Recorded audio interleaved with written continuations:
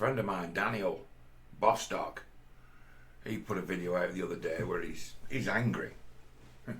He was angry. But he's had like the police lurking about because of things he's posted on Facebook.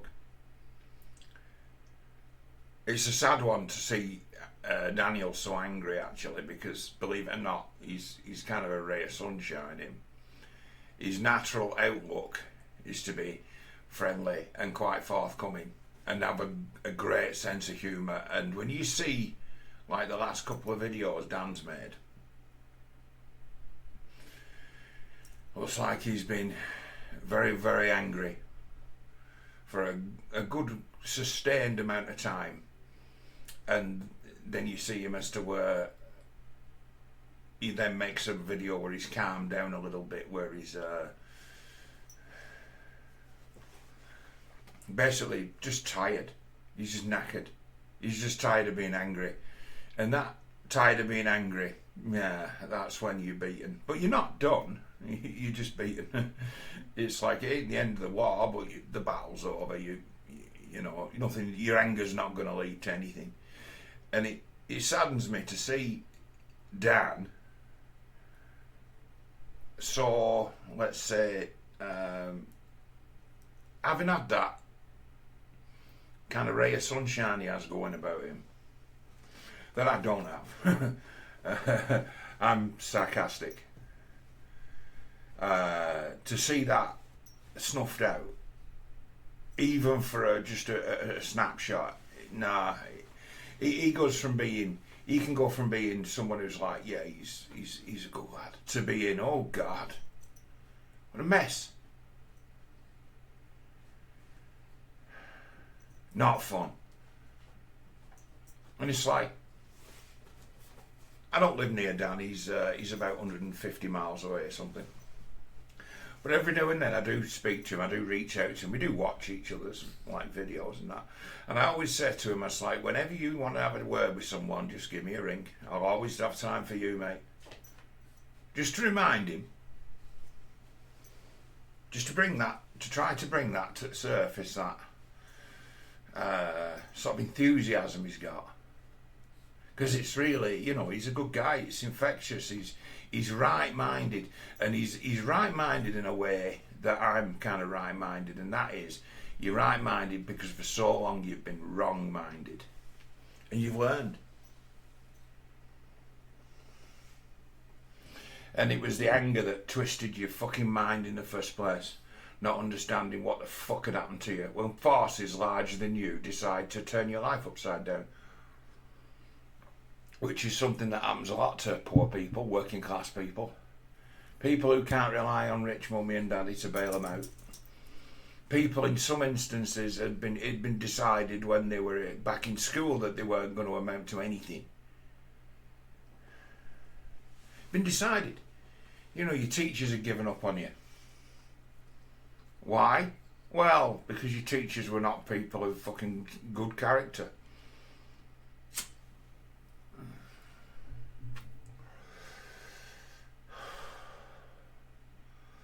I'm someone who got to know quite a few teachers who used to teach me in the pub when I'd, you know, left school. Got to meet them in the pub, and turned out that there's only probably one or two of them who were ever worth a damn as people.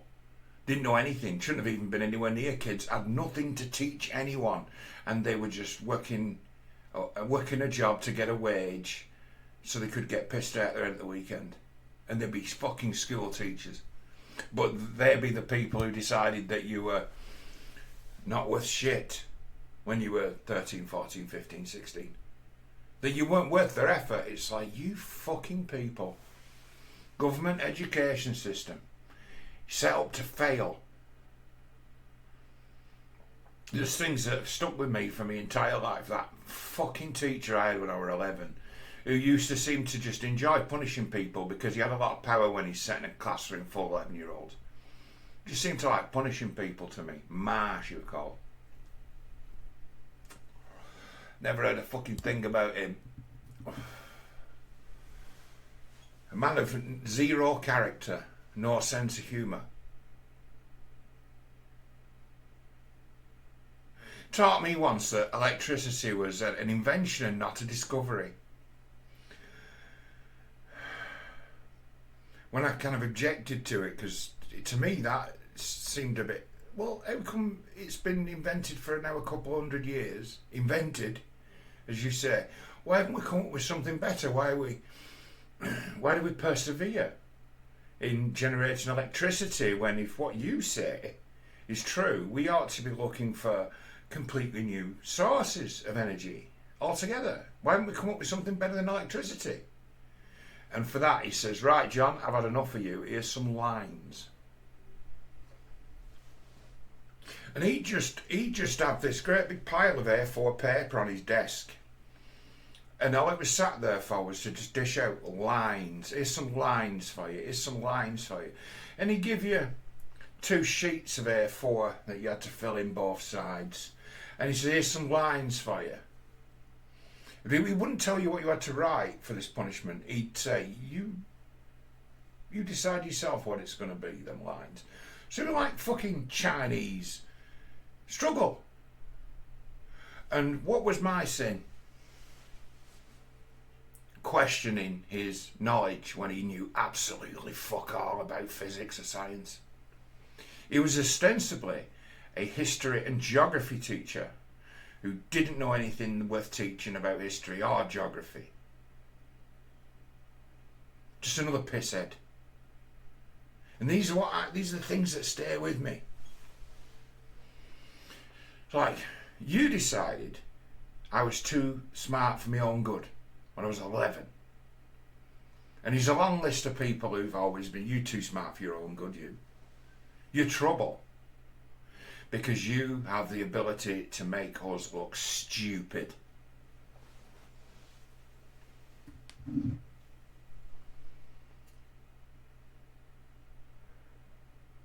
It's like this is, I'm bleating now is to say, look, it's like some of us in life, right, there's a lot of us, there's millions of us who've been set up to fail by the education system. We've been set up to fail, and the first catastrophe that hits us in our lives is going to be what decides where we end up.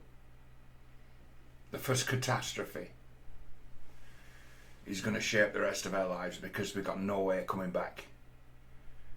You get busted out, you get made redundant, you get sacked. There's no way back. You lose time. You lose all the momentum you've built up. You'll lose any kind of reputation you've gained for having a level of skill. Place like I live, it's like people say people are lazy, they refuse to work. It's like, have you ever been to Rochdale? A place where if you count up all the people who are on the sick for one reason or another, there'd be something like 25-30% of people don't work. That's the true rate of unemployment. But we got a government telling us that people are too lazy to work. And it's like, this has been the line from both fucking parties for 20 years. Tories worse for it. We've got people who refuse to work. So it's like, you're scapegoating the voiceless. Those who can't answer back. Those who send you an email, you're not going to read it. Those who write to you, you're not going to read the letter. You don't give a fuck. Because the structural problems of this country and the human waste, the waste of lives, nobody's that interested in finding out about it. Nobody. So I get it where first time them riots kicked off, Sunderland, I'm like, well, that was a good, yeah, that's where it's going to go off. That video I made where I said, these are places where it's going to go off. I was right, I got most of them. Knew already. And it wasn't because of high immigration. It was because they fucking had enough of being lied to and not being listened to, being abused. You've got it where suddenly you're people who've set themselves up in some ways as the champions of in some ways the working class, the champions. Because like it or not, I don't care if you've got 1 million fucking subs on YouTube, 99% of your audience are going to be working class people who've got time on their hands to watch your drivel and hear things that they've been told before, to be entertained in front of a computer, looking at a phone, doing nothing themselves that's practical. You could be fucking mopping your floor instead of watching that shit, couldn't you? You're doing anything else.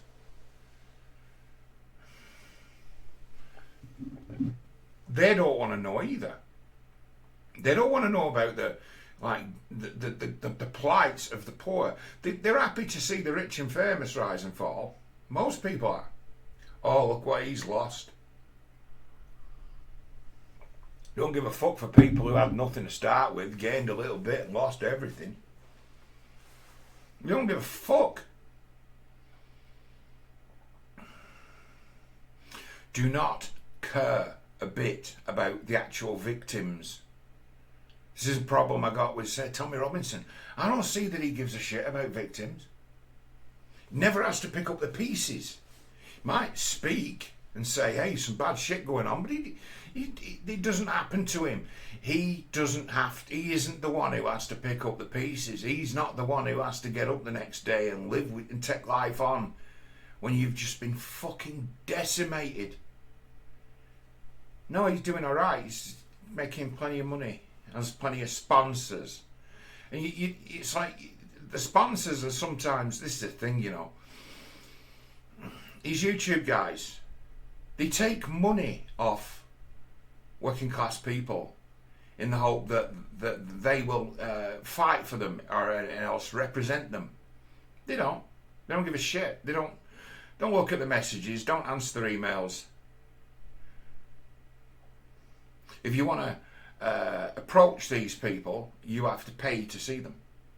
You would have to turn up and buy the VIP hospitality ticket to be able to exchange a word with them.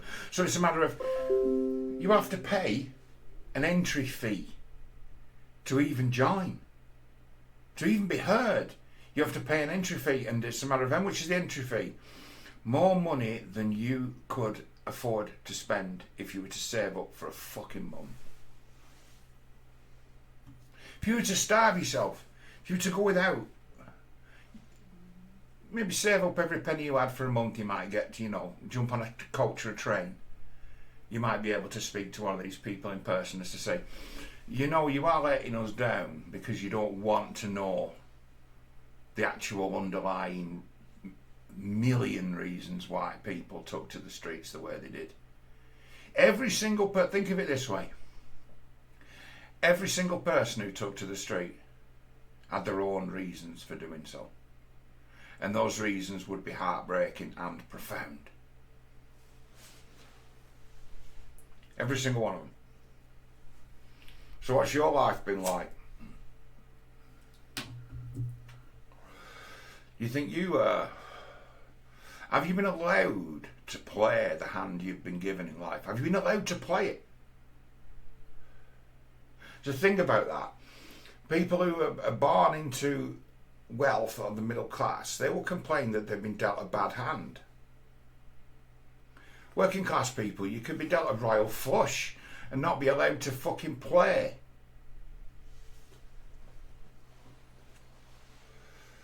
Get bought out of the game. No, you're not allowed to play. Why? Because you can't match me raise, can you? I'll just buy you out of the game. But I've got a royal flush. Who gives a fuck? You're not going to get to play it.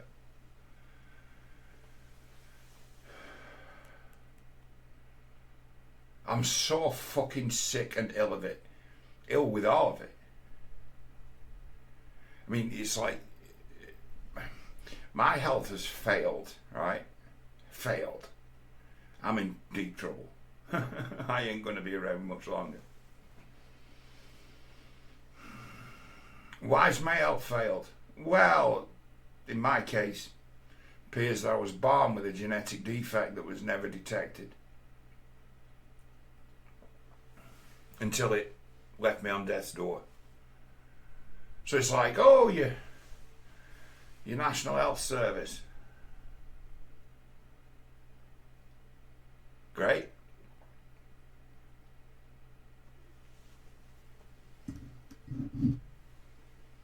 Great. Okay, so you can wait 7 months for an MRI that they should have done the first day you were admitted. Wait 7 months for it. National Health Service. Be an acute care patient who's already been booked into intensive care, but be lying on a bed in a corridor, can't get to sleep because there's too much noise, haven't eaten, haven't had anything to drink for hours and hours and hours, and according to some spreadsheet you're in a hospital bed and you're being cared for, and you'd be lying there for 20 hours. And then if there's someone to fight for you, right, if someone's there to fight for you, oh, you'd be up there in 3 or 4 hours. So those who fight always get what they want, and those who are patient, and wait in line, and don't make a fuss, and don't look to jump the queue, they can wait on a fucking trolley in a corridor for 2 days to get an hospital bed, when they're seen as being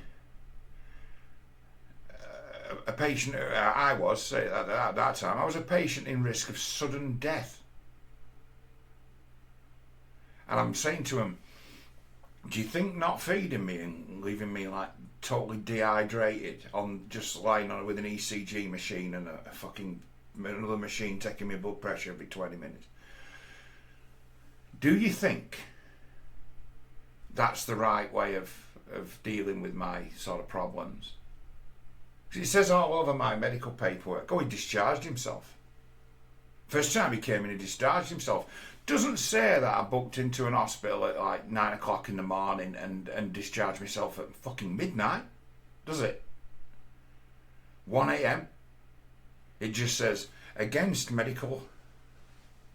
So every piece of paper I ever get, it tells them that I'm an arsehole who doesn't cooperate. Like, I was seriously, acutely ill, and they were waiting for a bed in intensive care for me. And that's the way I was treated. And I was told by a doctor who I ended up, he had to sign the paperwork for me. I had to sign the paperwork with this doctor. I'll never forget this. In my whole life, it'll be tattooed on my brain. I will never forget it. And I'll tell this story again. The doctor who told me that I was against medical advice and warned me as to say, don't expect to get looked after. It's like, oh, it's like, you've sacked. You've kind of quit your job, the way they look at it. Don't expect any help from us. You're against medical advice. I says, I've been waiting for a bed all day in your intensive care unit, and I'm tired, and I'm hungry, and I want to go home. And he says, you think I like it? This is a fucking junior doctor, about 22, 23-year-old, a little midget with fucking bum fluff on his face, giving me a lecture about what the world is. And he says, well, if you want to do something about it, vote Labour in the next general election. That's what he said. Vote Labour in the next general election. He was one of these fucking rich kid student doctors who cries about being on so little money when they start, working 3 shifts a week, 13 hours a shift, working 3 days a week. And he'd be like, you cry about that. It's like, I've worked 100 hours a week before. I've worked 60 hours a week many times, doing far more than you're doing, because your job is to watch and supervise the nurses doing all of the actual work. Your job is to take the information that's been gathered and analyse it. That's your job. And you sit at a computer, you sit at a desk all day and you don't actually do anything. Yet, oh, National Health Service comes to a grinding halt without you, doesn't it? It's like these. I've got this thing about. At this minute, it's like for many years have talked about this. My channel used to be called Masses versus Classes, and I used to see the world as a straight up class war because that was what it was. It's what it is. Now, what's happened is, as far as I'm concerned, to just put it in a nutshell, it's like, okay, you're scum, you're working class. We don't give a fuck about you because you have got the ability to make us ashamed of ourselves because we're the ones who drop you in the shit. We're the ones who've been tasked with trying to solve the problem of a country that's dying and can't admit it's dying in order to work out where the blood's coming from. So to me, it's always been a class war right from the very start, as far as I'm concerned, and it still is.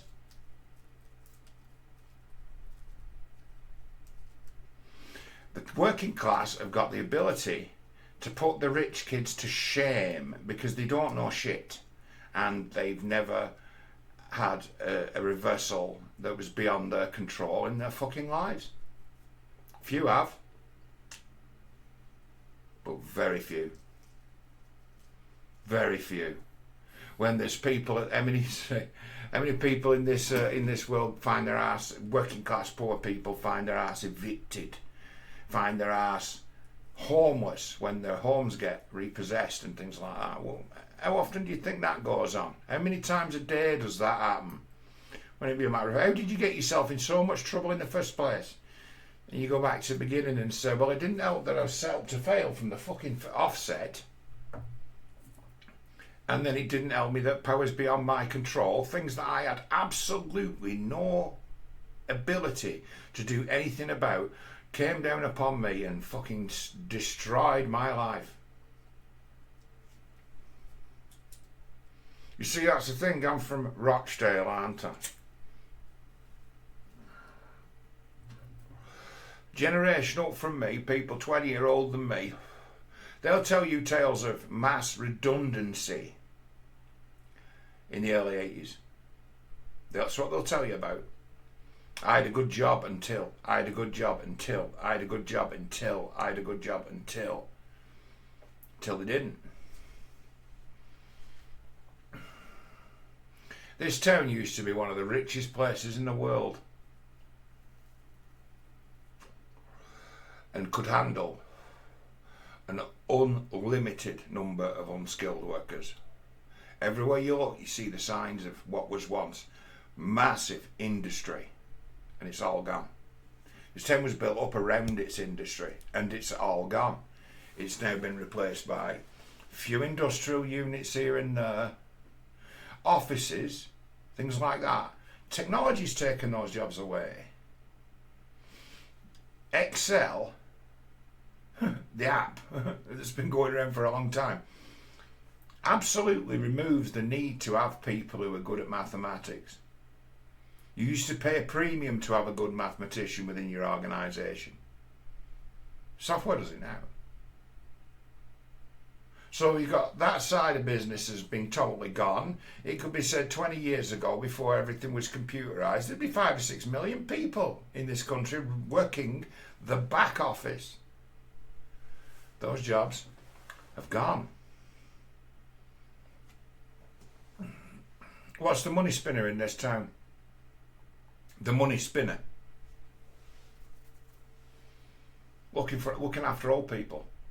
Paying people nothing to look after old people's the money spinner. I personally know people who've got absolutely no knowledge, experience or wherewithal to help old people. And what do? Oh, I own a firm that subcontracts from the council and I have 5 people working for me on minimum wage. Now our job is to look after old people. And it's like these people earn like 10 times the salary of someone who works for them. And what's the job? Well, nothing. I just interview people and get them to start, and when somebody quits because there's no money in it and the job's shit, I just hire someone else. And you call that a fucking job. This town is full of rent seekers. The place is like a human zoo.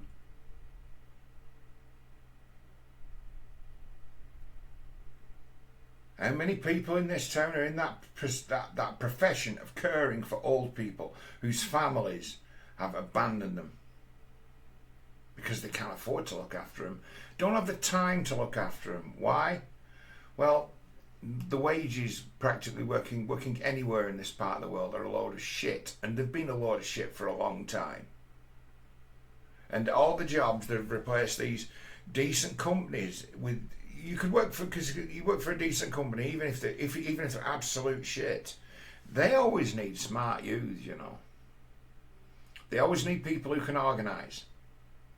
They always need smart youth. They're valuable. Them are the valuable people to them. The ones who gain experience working through the place to become customised to the needs of that organisation.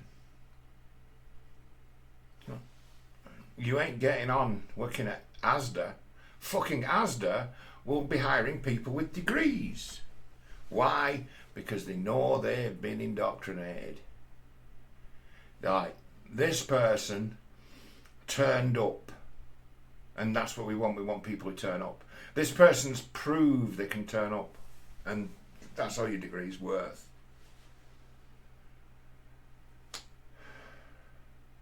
But this sort of sense of achievement, this fake sense of achievement, these people who've paid for qualifications, because that's what it is now. You think you're going to get failed if you're a dumbass and you turn up every day and you paid 27 grand to go to university, 3 years. You think they're going to just fuck you off because you turned up, you paid the money, they'll give you a piece of paper now. You've accrued the student debt.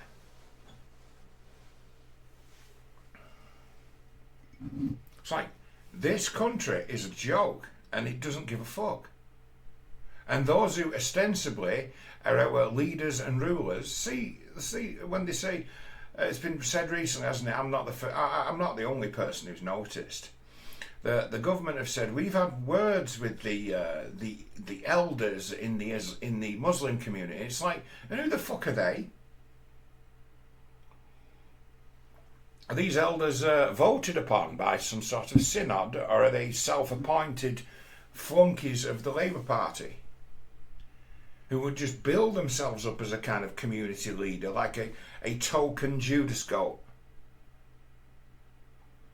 So where are our elders? So we've spoken to the tribal elders of the Anglo-Saxons and we've come to an impasse. They don't exist. There's no such thing as that. There's no one who stands for the working class. You know who used to stand for the working class traditionally in this country? You'll never guess. Fucking Labour Party. They just take us for granted. So, well, what the fuck are they going to do? And that's their attitude. What are they going to do? What are they going to do to stop us? What are they going to do? They ain't shit. They can't organise. They got no leaders. See, I've already fucking worked this out 10 years ago, how it's going to end up. I know what comes next, but if I say what comes next, I'll probably get arrested for saying what comes next, because that's the thing, you see. People are now getting in trouble. They'll say you're inciting violence for saying, you know, there's going to be a violent outcome if things carry on the way they're going on. In the end, there will be a violent outcome. There will be a flashpoint, and it will lead to violence. I would have told you, if anyone had asked me any time in the last 5 years, I would say it's like the right atrocity will make this country explode. I've been sat almost waiting for it to happen. Right, well, what's it going to be?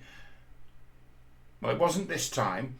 The people have all been cowed with this, all singing "Don't Look Back in Anger" and shit like that. They've been cowed.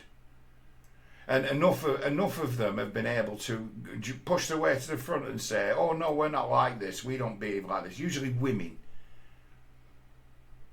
who have a completely different lot in life from the guys who find themselves protesting in the street. They have a completely different lot in life. I'm not saying they have it better or worse, I'm saying it's a completely different lot in life. They have more options, more power. completely outmatched on the way home from work, walking up an abandoned high street, completely vulnerable. But where there's anyone around, powerful. I get that. I don't have trouble with being hassled. I'm like 6'3", fucking 18 stone. No one's messing with me. Wouldn't have been the case 20 years ago, but nowadays people are more like hyenas now, aren't they? They're cowards. They look for they're opportunists. They always look for the easiest opportunity, and I ain't an easy opportunity. I am not an easy mark for any kind of grifter or con man. I'm not vulnerable like that, but there are those who are. Done my best in my life to try and look out for people who couldn't look out for themselves in that regard. And many an opportunity in life, me, to be a bully, and always chose to be the one who broke it up. Always chose to be the peacemaker.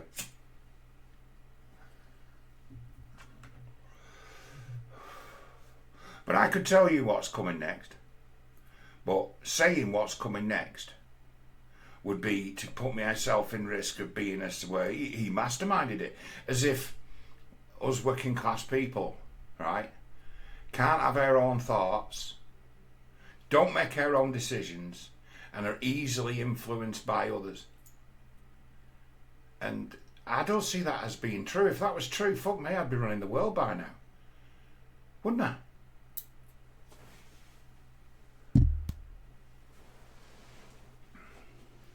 I'd have sorted the world's problems out already, if that was true. But it has to be true, doesn't it? Because otherwise, there's no narrative. All there is a disaster, problems, a list of problems, and a list of, I don't know, probably come to about 35 million people in this country who could tell you a story of how they've been, how aggrieved they are at being sold out, or else betrayed, or forces beyond their control rain down on them and completely fucking destroy their way of life. 35 million genuine victims of government policy. Genuine victims.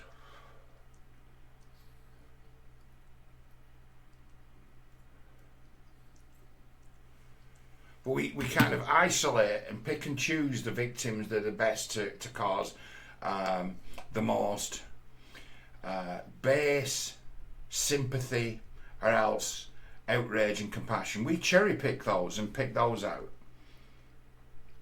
And because you've cherry picked those and picked those out, it's quite easy then for someone like Tommy Robinson to fucking Judas go half the country and make it all about himself. And then the establishment to go along with that because it actually suits their narrative. They can just say, oh, well, this guy's brainwashed all these racist people.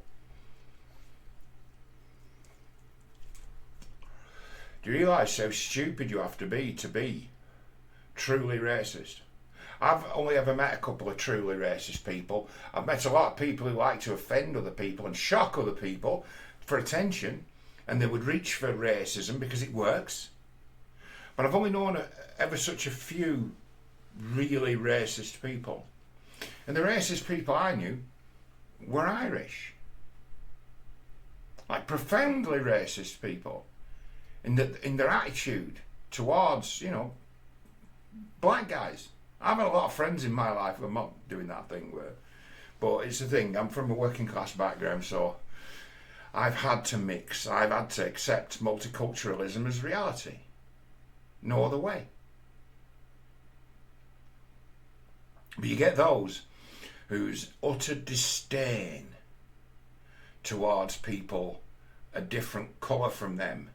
They kind of give themselves the right to beat on them, or else look down on them, or else pour scorn on them. And then that's a matter of, what happened to you to make you so bitter? And it'd be a matter of, in every case, they had a fucking father who used to beat them with a stick. So when they get their chance to lay a few in, they do it, and they tend to go for an arbitrary target for their aggression. And it manifests as bullying and racism for the sake of just pure old skin colour. And it's like, what happened to them? Well, they were brutalised their entire lives. The brutalisation of children in this country kind of ended during my lifetime. It might have just been that they stopped hitting me when I got big enough that I could probably hit them back and hurt them. And had fought enough as a kid to be trained as an adult to fight and cause a lot of fucking mayhem. And then it'd be, you think about that and you think, isn't that what these guys want? They can turn me into a source of work. Someone get paid if I decide to go on the fucking rampage. And it's like, I had the best teachers in the world at that kind of thing. I'm not a bare knuckle fighter. I cause mayhem. I would attack you with a fucking car and then get out of the car with a big piece of wood. So it's done round here.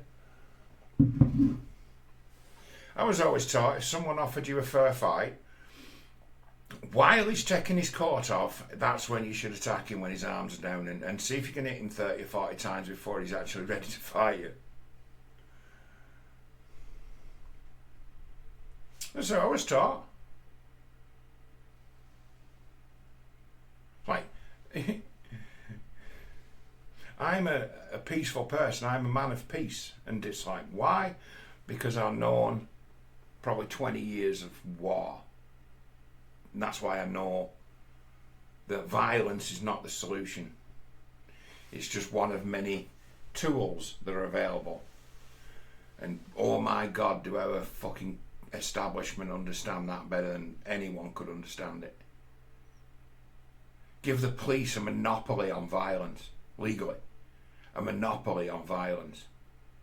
And anyone else raises their hands to anyone else. Oh no, you're a bad boy, but he deserved it. I don't care. When the line suddenly gets drawn between right and wrong and justifiable punishment, revenge, justifiable, when it just become cut and dried as, no, you assaulted that man, but he robbed my house. You know, but you assaulted him. You didn't have to assault. You don't take the law into your own hands. Like, we're fucking shackled and crippled. We can't take the law into our own hands yet. Fucking hell. Rochdale, it could be the cocaine capital of the fucking all of Britain. Could be. Unbelievable amount of drugs business going on in this place. And it's like we have to pretend like that's not real. Because the police are not interested in taking it on, because it's like, that's more than we can handle. They've got too much money and there's too many cunts around in this country who will do harm for money if they're motivated to, in the right way. We can't take them on. We have to pretend like they don't exist and just get on with it. How many coppers I've worked with when I used to be at the bottom rung of all fucking workers moving cars around for a living. I used to move cars around for a living because I couldn't work for anyone else. Why? Because I've been made redundant a couple of times and your CV looks like you're a fucking Walter Mitty character when it's a matter of, oh, I've done this, I've done this, I've done this, I've done this, I've done this, I've done this. You just sound like a bullshitter. So you end up working with the lowest of the low. You end up driving cars around for a living, being treated as an absolute fucking slave because half the people you're working with have been abandoned and nobody wants to hire them. You're working with the dregs. I was in one of 144 drivers. At least 50 of them were former policemen. 50. You get talking to them and it's like, what happened to you? You're not an old man, oh, I've retired. And how old are you? Oh, I'm 49, 48. Oh, I've retired, I'm on a full pension from the police. It's like, you're not old enough to retire. Well, they gave me early retirement. What did all of these guys have in common? Well, they were all proper coppers. They were all coppers. They knew all the criminals. In their heads they had all the intelligence of everybody who was up to no good and knew that they couldn't do anything about it, but they knew who the wrong uns were. They knew who was up to no good. And then it'd be a matter of, they learned to police discretion and punish people who were stupid enough to get caught, but let every wrong un, every real criminal go. There used to be a time when my best friend was a former policeman.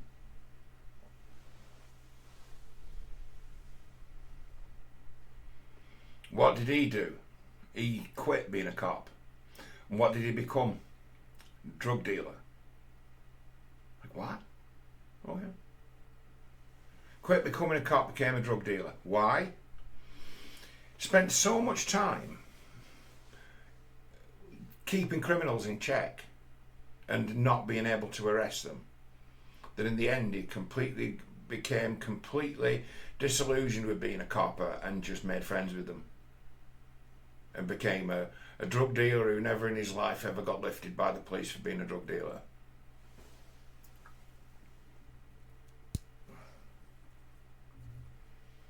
And he was a wreckhead, the likes of which you wouldn't believe possible for a man of about 60. I used to sometimes turn up to his workplace. Because obviously he had a front business going on. He used to go down to his front business. And at one time he had a lad working with him who'd bugger off about once every 4 hours to go and shoot up. Heroin addict. But he was like, these fucking heroin addicts, you know, if you let them do what they're going to do anyway, it's like you can get an incredible amount of work out of them guys when they're high.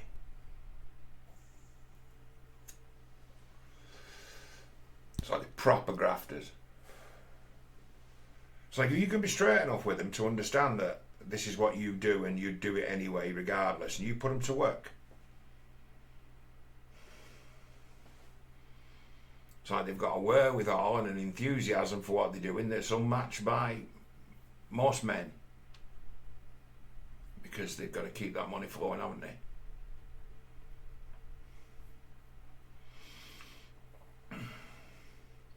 But you would turn up to go and see him at 9:30 in the morning. There a time previously where I've been visiting the doctors a lot because I've been sick for a long time. And his place of work was just around the corner from the doctor. So every time I went to the doctors and it was like I had to go to work, I was on my way to work, having been to the doctors early in the morning. I used to go around and see him for an hour or two and just burn some time before I went in to work.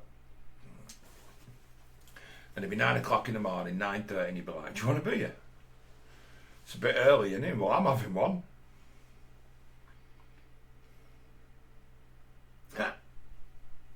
It's like, do you want a bit of whiz? No, you're alright for that. I've got to go to work later on. It's like, you think I'll fucking ever stop me?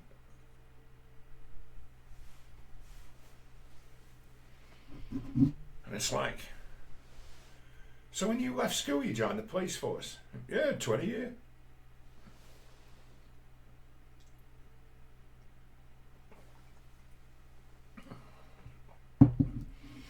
He was working as a copper and was off his tits most of the time. Amphetamines. Be working on duty as a policeman and be on whiz on amphetamines. You think that might have had an effect on how well he did his job? Well, no, because if he wants to, he can just ignore fucking everything that happens, can't he? He only has to account for things when he's been sent somewhere. And then it's like the way that it works, or the way that it used to work, there were no body cameras, there were no recording devices. It was a matter of what that guy wrote down in his book was gospel. It was just wide open to abuse.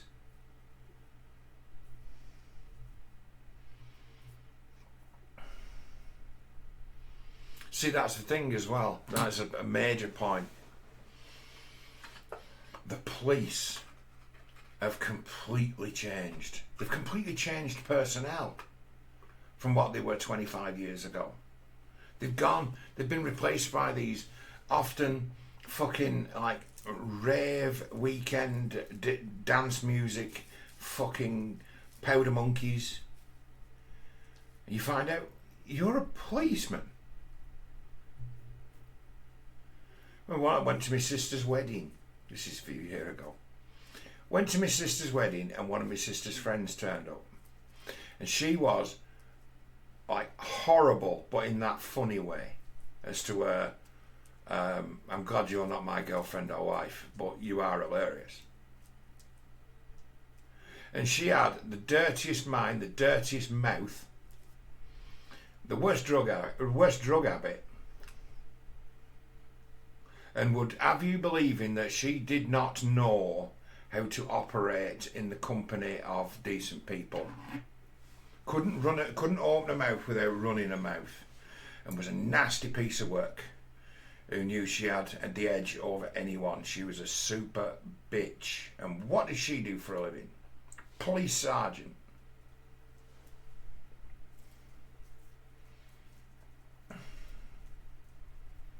She had all the makings of a fantastic criminal. Or criminal's wife. You know, the one who's in on it, who's willing to tell any fucking lie they have to come out winning. The one who's actually running the drugs business, but it's always the bloke who's going to prison for it.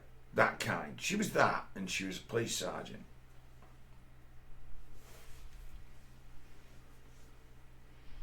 Recruited straight out of university.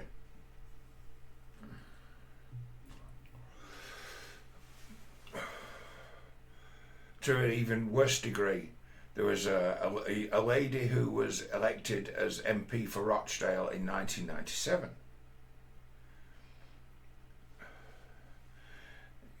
Guys I used to hang around with who were all musicians and wreckheads, drug addicts, drunks, but musicians, so you give them a bit of leeway.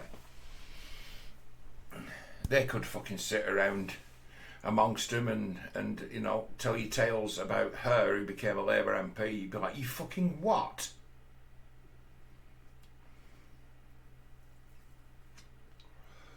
Oh yeah, well, she made us promise that we'd never say anything, but well, she's out of office now, isn't she? And she's found herself a rich husband, and she's now a lobbyist. She's no longer an MP, so it's probably all right that we just spill the beans on what we know.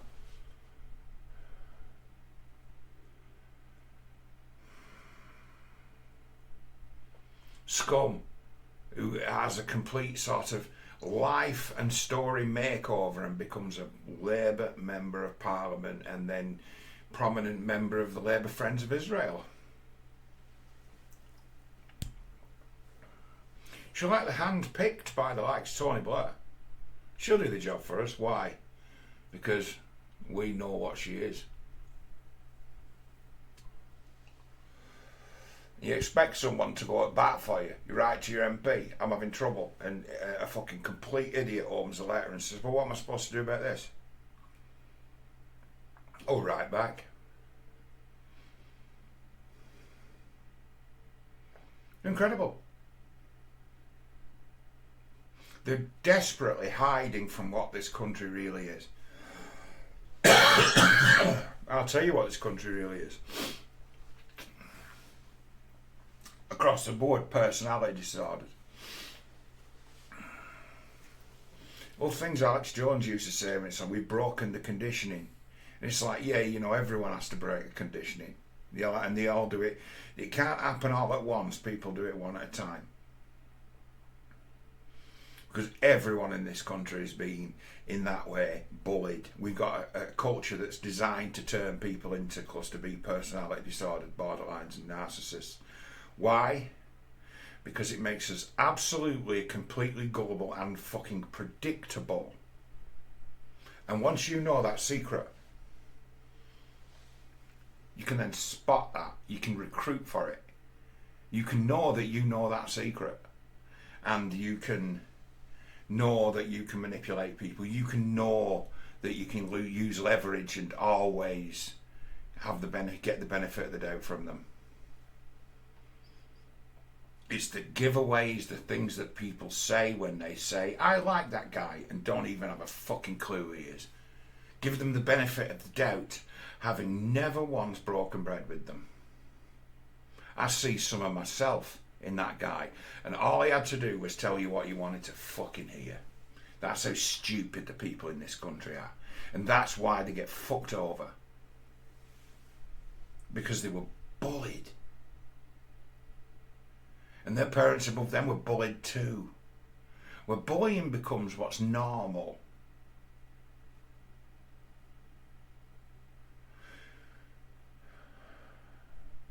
Middle class people, well-to-do rich people don't know what the crack is, so they can't handle criticism. Handle the crack, as it comes from the Irish and the Scottish.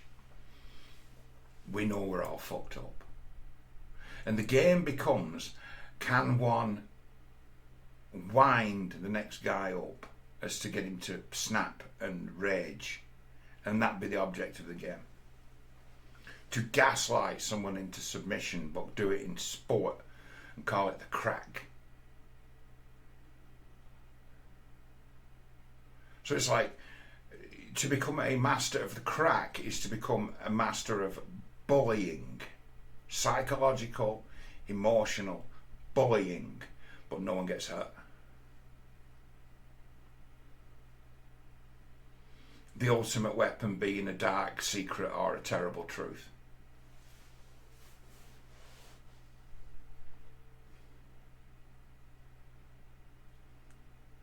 It's like, it doesn't exist in that middle class culture. Why?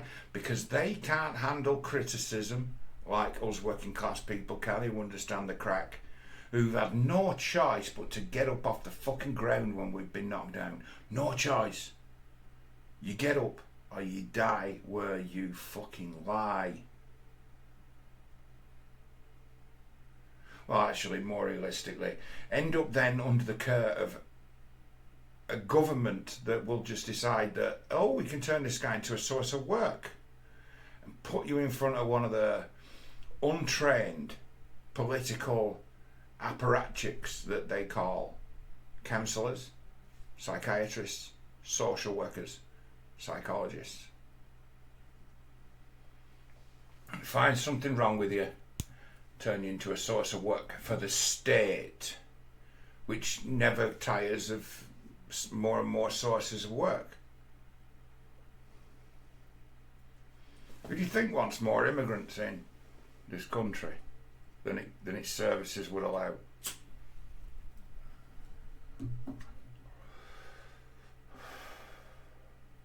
The government, and those who work for the government, those who subcontract for the government. Their checks never bounce. Somebody pays for all of it. And that's what we've got. We've got a illegal immigration industrial complex. We've got an educational emotional industrial complex. We've got a psychiatric industrial complex which profits from broken people being stepped on. Profits from it. Never cures anyone.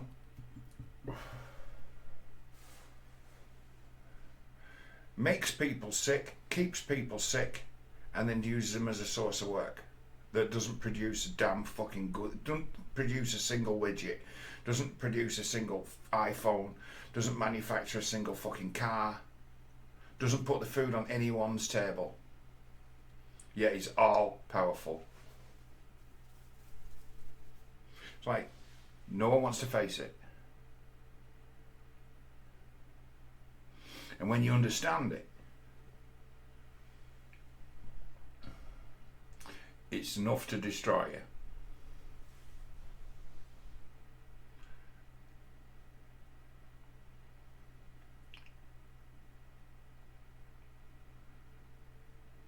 I ain't on my own. I know things that it's really almost hard to live through. The misery I've experienced and seen. It's hard to put it in the right place. And you'll never understand why, other than, well, someone made some money on it. Someone exploited that. Someone was in a position to turn that into a money spinner. And then you're like, who could be so cold as that? Once you know that for sure that people like that exist, you can then set about finding them, and you don't have to go very far.